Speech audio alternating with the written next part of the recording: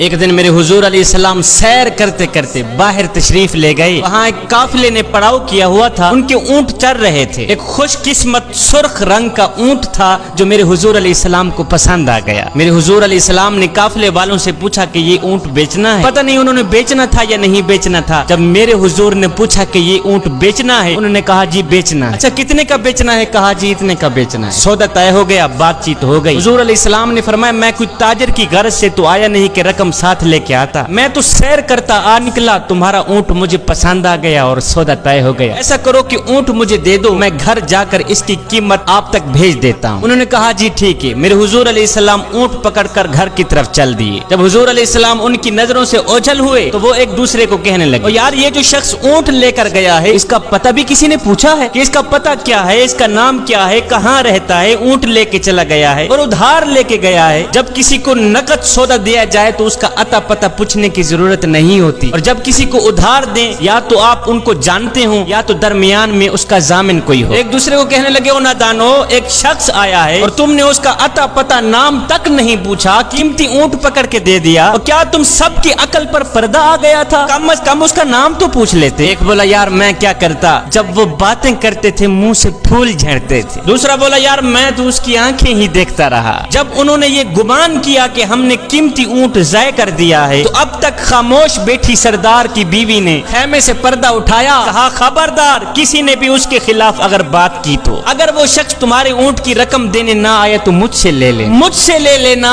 میں اس شخص کی ضامنہ ہوں. انہوں نے کہا اچھا تو اسے جانتی ہے؟ کہا نہیں میں بھی نہیں جانتی. کہا جب جانتی ہی نہیں پھر ضمانت کیسے دے دی؟ کہا جب تم سودا کر رہے تھے تو میں خیمے کے اندر سے دیکھ رہی تھی کہ جس کا چہرہ اتنا خوبصورت ہو وہ جھوٹ بولتا ہی نہیں, وہ دھوکہ دے ہی نہیں سکتا. ابھی تمہارے پیسے آنے والے ہیں. تھوڑی دیر گزری ہی تھی کہ میرے حضور علیہ السلام کے غلام آ گئے پیسے لے کے. کہنے لگے کون ہیں وہ لوگ جس سے ہمارے آقا نے اونٹ خریدا ہے؟ کہا جی ہم لوگ ہیں. صحابہ نے کہا یہ لو تمہارے اونٹ کی رقم, یہ لو تمہارے اونٹ کی قیمت. انہوں نے کہا بھائی قیمت بعد میں دینا, پہلے یہ بتا کہ وہ محبوب رہتا کہاں پہ؟ صحابہ نے کہا سامنے مدینے میں اس محبوب کے ڈیرے ہیں. کہا پھر رقم بھی اپنے پاس رکھو, اونٹ بھی اپنے پاس رکھو, ہمارے دل بھی اپنے پاس رکھو, ہمیں تو اب دن رات اس محبوب کا دیدار ہی چاہیے. ہائے میرے حضور کی صورت ہی کیا دیکھی, اونٹ بھی بک گیا, خود بھی بک گئے, سارا کا سارا قافلہ مسلمان ہو کر حضور کی غلامی میں آ گیا.